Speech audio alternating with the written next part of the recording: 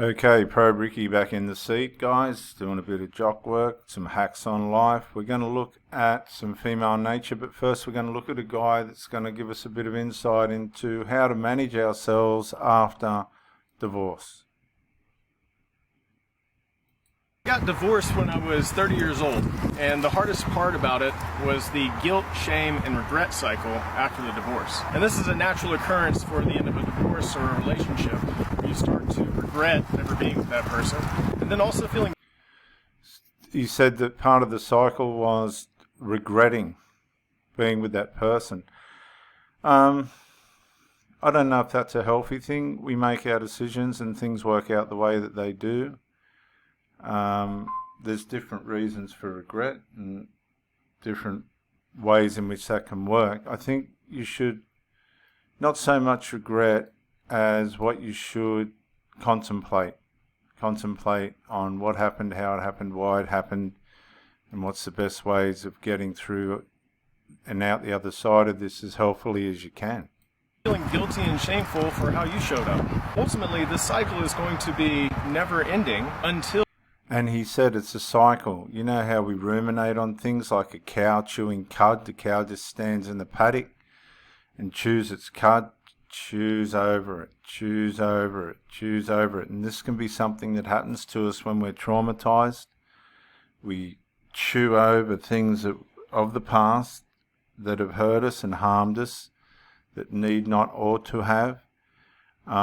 But it is a cycle. I-29F. Oh, what happened there? I got divorced when I was 30 years old, and the hardest part about it was the guilt, shame, and regret cycle after the divorce. And this is a natural occurrence for the end of a divorce or a relationship, where you start to regret never being with that person, and then also feeling guilty and shameful for how you showed up. Ultimately, and I like this bit because he's talking about the part you played in the marriage for it to fail. And something I was thinking about last night, guys, and this is really important. You can have a relationship without being married, right? You can do that. But then you can go and see, when you're stepping up to the plate to get married, you're stepping up into a whole dimension of promises and vows of what's going to lie up ahead. Let me similarize it to a football game. You sign up for the team, you train, you get coached, you get mentored, you get taught how to look after yourself and be your best self. As a matter of fact, I think sports shows us more about ourselves than anything else. Then the whistle blows and the game begins. Well, when you get married, when I used to do marriages as a minister, you've got to take them through a 6-week pre-marriage program which tests them out and tries them out with themselves to work out whether they're up for it or not. And then once they get through that, at least you know you've done your part to try and help them to transition into the thing as best as possible. Then they get married and the whistle blows and it's game on. Now, if you look at a game, so many things can happen. You start off the game and it's conflictive. You're trying to navigate a way in which you can win. Now, in marriage, both sides should win. So I guess that's the only difference with a footy game, because one or the other team's trying to win, although there is such a thing as a draw. But during the game you get penalised and you have to work out why you got penalised and how to prevent that from happening again. You can put a kick up and it can work or not work, and so you keep practicing on that. You can throw a pass and it can be intercepted. Even though you've practiced for that not to happen, it can still happen. And these are the things that we need to understand that happen in marriage. This happens in marriage. It's not just the wind blowing in our hair and we're standing at the microphone singing a song together. It's not that. There's all different tensions and stresses and things that approach us that we should have been pre-trained and coached to be able to navigate and cope with. That's the point of being prepared in a marriage. Now, for many of us, that's not the way we were culturalized or trained, and of course it ends up usually in a mess, given one or the other could be more trained than the other, and therefore you get these consequential unfavored results of marriage. But this guy goes on. I like this guy. He's very short, straight to the point, and it's good content for us guys. Ultimately, this cycle is going to be never ending until you choose to take responsibility for how you showed up in the relationship. Healing. So that's the key, see, responsibility and accountability for your part in the failure. Now, you only have to be responsible for your part. You're not to be responsible for their part or anything like that. That's not what we're trying to accomplish here. We're trying to accomplish responsibility and accountability around your part in the relationship. You can't take responsibility and accountability for somebody else's part. That's just not how it works. It's just not how it plays out. They have to take accountability and responsibility for their part, and that's fair. So let's finish this guy's thing off, and then we'll go into a response video. But this is really good for us guys. Healing begins with responsibility, and until you have the courage to make that choice, that guilt, shame, regret cycle will continue. I got divorced. Okay guys, so we've had this woman on before. Her name's Laura. She has taken quite a turnaround actually, looking at where she's up to in the background, but she's going to tell us today about the day she got caught. Oh boy, this is going to be insightful, guys. Good day. Okay, so the day my ex found out about my affair. Good day. And let me say, this is her husband. She pushed this affair for 5 months before she finally got into the sack with this guy. So the day he found out, I wasn't still like actively romantically talking to this other dude. But she was still talking to the other dude, and this is where these women push things too far. They want their cake and eat it too, and this is where they end up. This is really consequential, guys. We had already come to an agreement that we were just going to be friends. I know, stupid. They were just going to be friends. I'll tell you something right now. Don't just be friends with women. I'm sure you got women that are just your friend, but you cannot just be friends with a woman you want to be intimate with. You have to go beyond that. Just being friends with them. Guys get friend zoned all the time. You don't want to be put into what's called a friend zone, where they become unintimate and all that other junk that goes with it. No.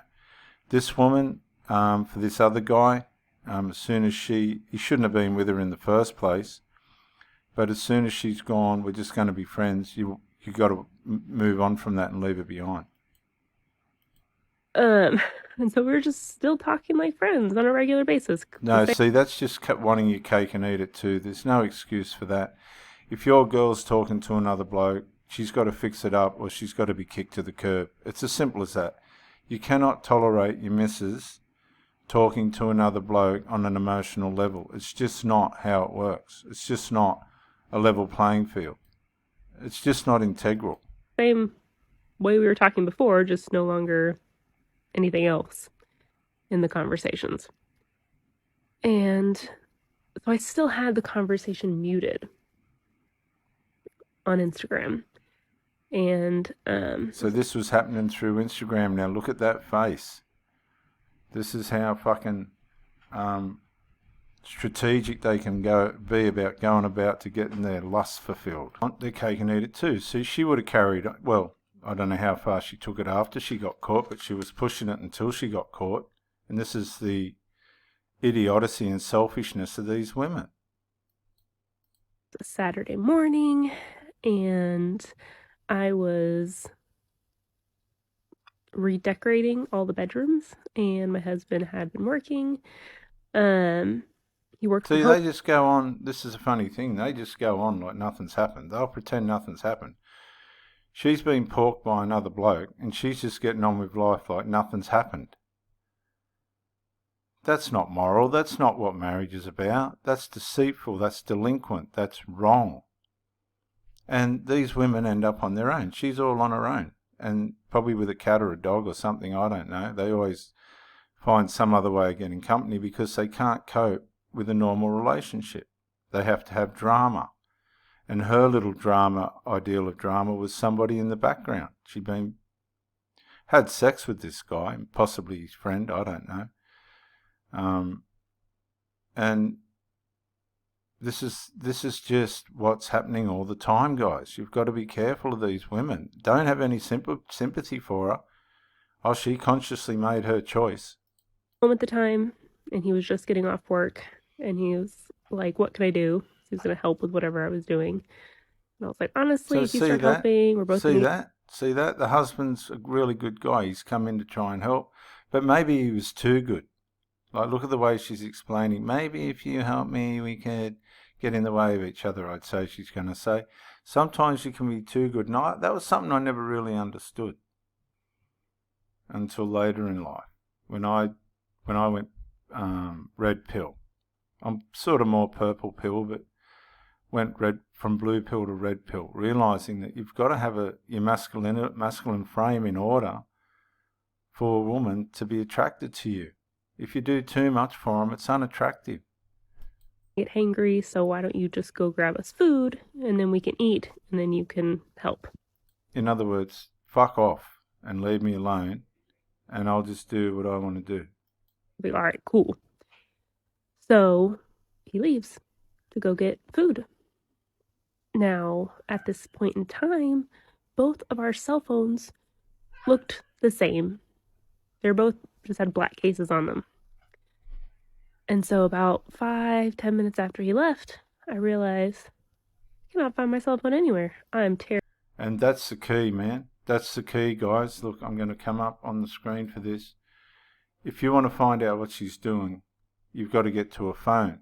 But that's putting yourself in a position where you're saying, I don't trust you, isn't it? But, I mean, if there's nothing to hide, somebody shouldn't have any trouble with showing you their phone, should they?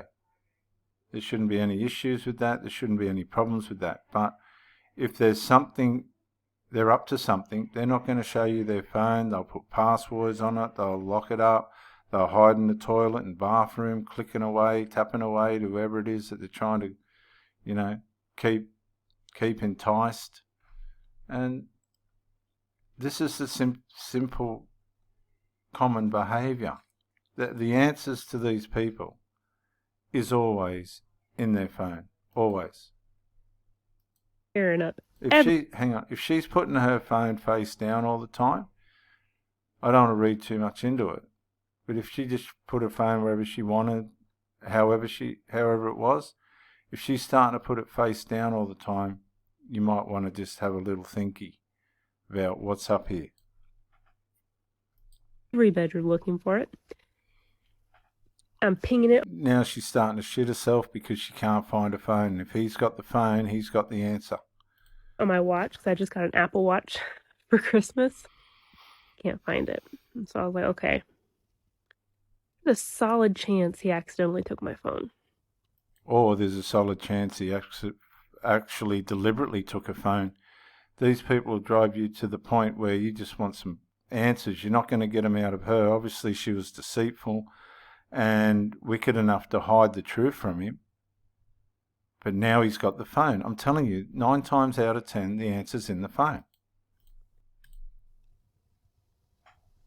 And if he did, then it's perfectly normal that he would pull it out to scroll while he's in traffic or waiting to get tacos. So if he does go and scroll, then if he happens to look at the messages, he'll notice that that message is muted, which will spark interest. And I don't know how far he'll scroll in it, because he might get past the us just being friends messages. So I was like, okay, well, if he comes home with tacos, he didn't look at my message. But if he doesn't, we're probably going to have a conversation. See, this is the point, guys. She was hiding this the whole time and had no conscience about it. Hang on a sec, guys. What blows me away, guys, is the ability of these women to be able to conceal the betrayal of their marriage. It's horrible, isn't it, to think that this happens all the time. He did not come home with tacos. How many times has this happened? He did not come home with tacos. Where did he get the truth from? The phone. That's where he got the truth from. Okay. He did not come home with tacos. And look where she is. All on her own. And whatever remorse she's got, well, it didn't bother her up until the point where she... Look, honestly, she didn't hand herself in or anything. She's hidden it until he's found out on the phone. That's lovely, isn't it? That's not being accountable, that's not being responsible, and that's why she lost her marriage. Now, I want you to subscribe to this channel, Pro Bricky Exclusive, and press the little bell. I'm bringing out this content to try and help you, but the point of this one is she concealed it. She didn't have to get caught. She could have handed herself in and had some dignity, but nah. And so then they would have gone through the whole process of how long, who is it, how did this happen, blah, blah, blah, blah, blah. She already probably driven him round the bend. She's told him to piss off and buy some tacos while she cleans the place, you know. And I guess that worked out to... She hung herself in the end. The woman hung herself in the end. And this is what I say to a lot of my friends. Don't worry, guys. She'll hang herself in the end. And 9 times out of 10, they do. They do hang themselves. So just be patient. Look for all the signs. They're all there. The phone, mainly in the phone.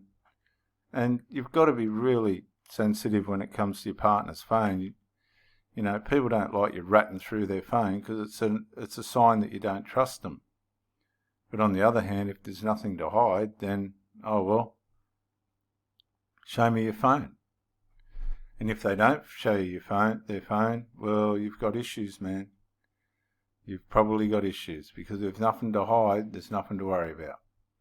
Again, subscribe to the channel for more content. This is Pro Bricky on Pro Bricky Exclusive YouTube channel, giving wisdom to guys. Bye for now.